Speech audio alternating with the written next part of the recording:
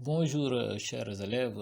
Aujourd'hui, on va corriger le septième exo mis en ligne, qui est un exo de synthèse qui peut être l'un des deux exos proposés en compétences méthodologiques au bac, avec souvent une situation d'intégration. C'est un petit texte introductif et explicatif du problème, suivi d'une consigne vous disant ce que l'on attend de vous. Il y a des documents qui vous permettront d'abord à faire une collecte des informations. Ensuite, vous devez faire une synthèse, c'est-à-dire traiter les informations et expliquer à partir des informations collectées. Il faut noter que dans ces genres d'exercices, on n'entre pas dans les détails d'analyse. On peut tirer directement les informations des documents ou faire une brève analyse du document orientant l'extraction des informations voulues. Il faut noter également qu'on peut vous demander aussi dans la consigne d'apporter des schémas dans les explications. Ce genre d'exercice, on a commencé à donner ça en 2017. Voilà, c'est en 2017 qu'on a commencé à donner ces genres d'exercices de synthèse au bac. Alors ici, on a une seule consigne, on n'a pas le texte de situation. Maintenant, la consigne nous dit, à partir des documents fournis, montre que le potentiel d'action correspond à une séquence de phénomènes uniques liés aux structures présentes au niveau de la membrane du neurone. Donc ça, c'est la consigne. Dans ces genres d'exercices de synthèse, souvent il y a comme je vous l'avais dit tout à l'heure, une situation d'intégration qui est un petit texte explicatif et introductif. Voilà. Alors, le document 1 ici, on nous dit la technique du patch clamp permet à l'aide d'une micropipette d'isoler des fragments de membrane neuronale de très petite taille contenant un ou plusieurs canaux uniques membranaires. La pipette reliée à un dispositif électronique adapté permet d'imposer une variation de potentiel membranaire et de mesurer simultanément les courants de très faible intensité qui peuvent alors apparaître au niveau d'un ou de plusieurs canaux uniques.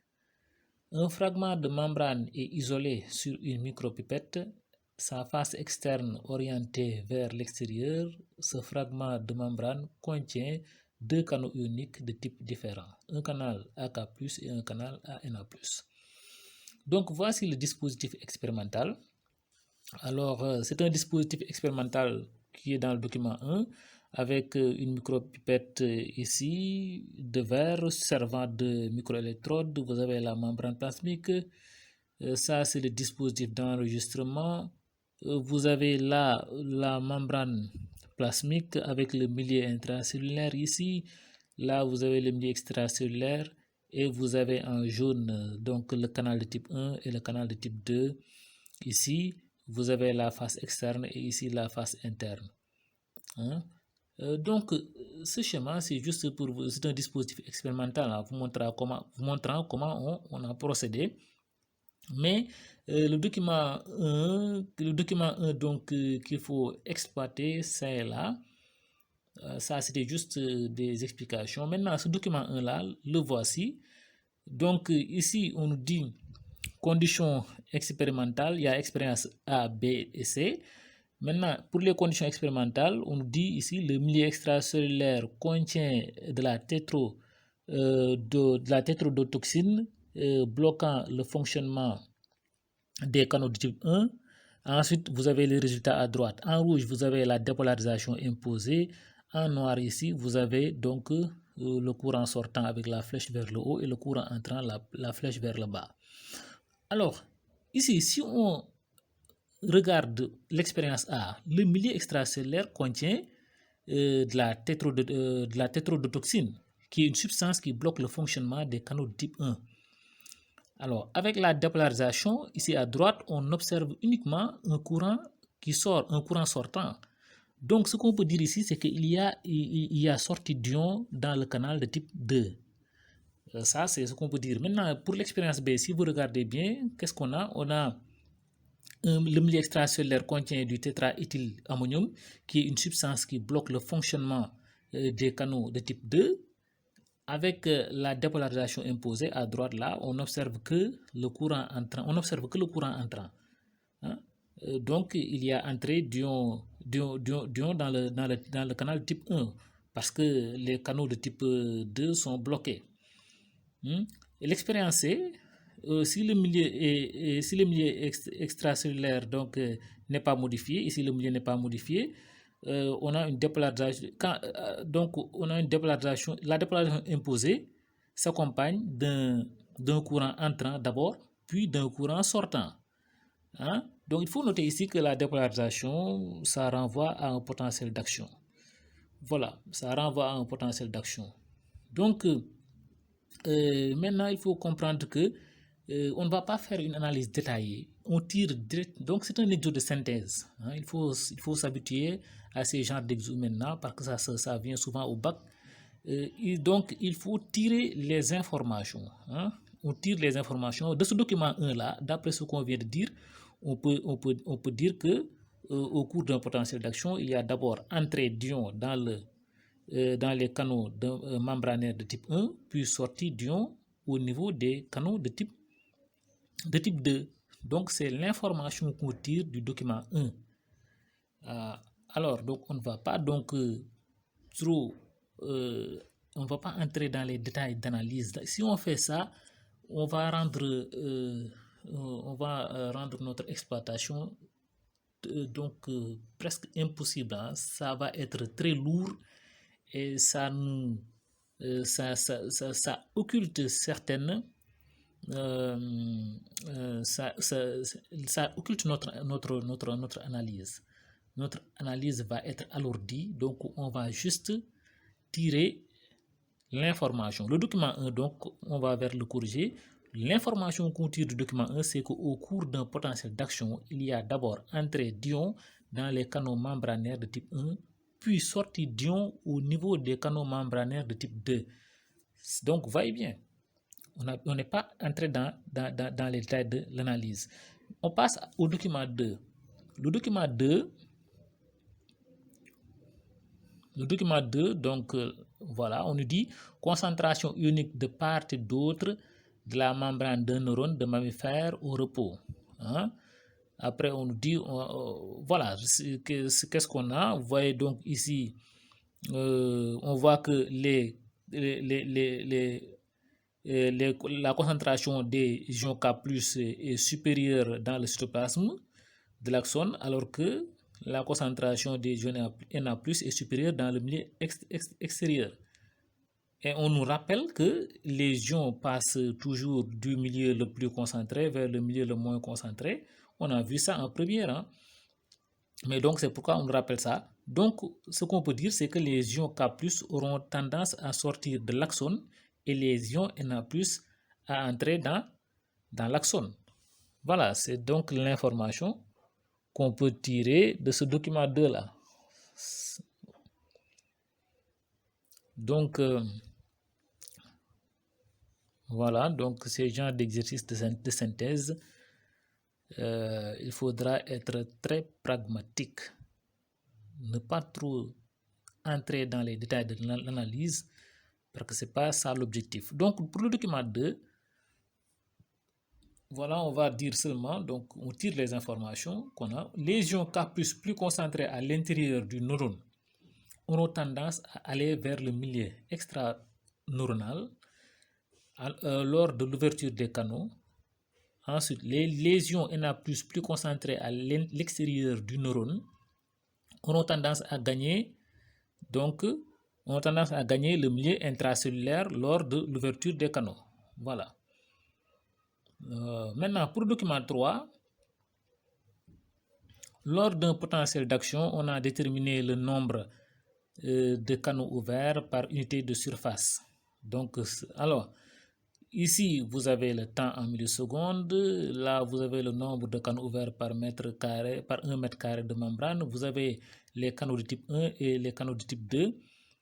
Alors, on nous a montré leur ouverture. Ce qu'on constate ici, c'est que lors d'un potentiel d'action, on constate à 0,5 millisecondes 5 canaux de type 1 qui sont ouverts et 0 canal de type 2 ouvert.